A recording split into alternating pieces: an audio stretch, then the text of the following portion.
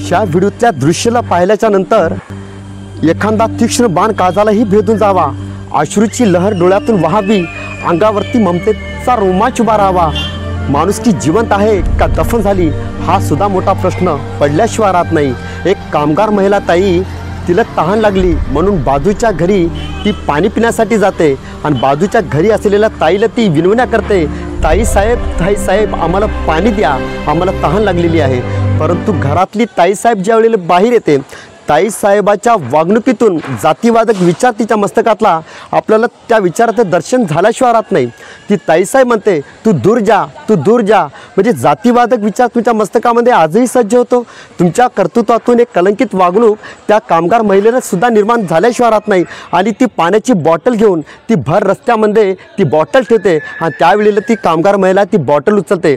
म्हणजे आजही अविचाराला दर्शन देणारं साम्राज्य तुमच्या मस्तकामध्ये सातत्याने अगरबत्तीच्या सुगंधासारखं दरवळत असेल तर हे कलंकित वागणं सातत्याने सोशल मीडियाच्या प्रत्येक व्यक्तीला सुद्धा रडवल्यासारखा असा तो प्रसंग आपल्याला दुःखी दर्शन दिल्याशिवाय राहत नाही। म्हणून या ताई साहेबांना म्हणजे जातीवादक विचार मनामध्ये बाळगणाऱ्या ताई साहेबांना संत कबीराचे धडे देणं खूप गरजेचं वाटतं।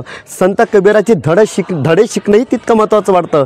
संत कबीर महाराज म्हणतात, तेरी जात पाक कुरान में, तेरा दर्श वेद पुराण में, गुरु ग्रंथ जी की बकान में तू प्रकाश अपना दिखा रहा। तू ही राम है, तू रहीम है, तू करीम कृष्ण खुदा हुआ।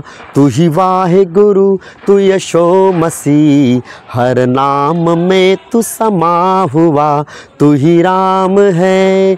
संत कबीर महाराज जातीवादक विचाराला कुठेतरी दफन करण्याचं इतकं संतांच्या विचारामध्ये ताकद आणि बलशाली एक विचाराचं तुफान आपल्याला दिसून येतं। त्याच्या पलीकडे संत रोहिदास महाराज सांगतात की जातपात के फेर में उलझ गए सब लोग और मानसता को खात रही, जात का रोग हिलमिल चलो फुट पड़े उदय नाही, फुट फुट माची तो देश नष्ट हो जाई। अरे जातीवादक विचार तुमच्या मस्तकामध्ये जेव्हा येतो त्यावेळेला आपल्याचेच सर्वप्रथम फूट पडल्या जाते आणि या देशावर हुकूमत करण्यासाठी कुत्र्याला सुद्धा सगळ्यात मोठी ताकद प्राप्त झाल्याशिवाय राहत नाही। त्याच्या पलीकडे पाहिलं तर जगद्गुरू संत तुकोबारा सांगतात की देव आहे तुझ्या पशी परी तू जागा चुकलाशी। देव नसतो देवळात नसतो तो वैकुंठात, तो सदा वावरतो माणसाच्या हृदयात। तो देव ओळखता येत ना त्याला जाणता आलं पाहिजे आणि त्या देवाचं अस्तित्व, त्या देवाचं रूप संत गाडगे महाराजांनी शेतकऱ्याच्या कष्टात पाहिलं। एखादा तहानलेला असेल त्याच्या तहानेत पाहिलं, एखादा भुकेला असेल त्याच्या भुकेत पाहिलं। अरे तहानलेला असेल त्याला तहान त्याची भागवणं, त्याला पाणी देणं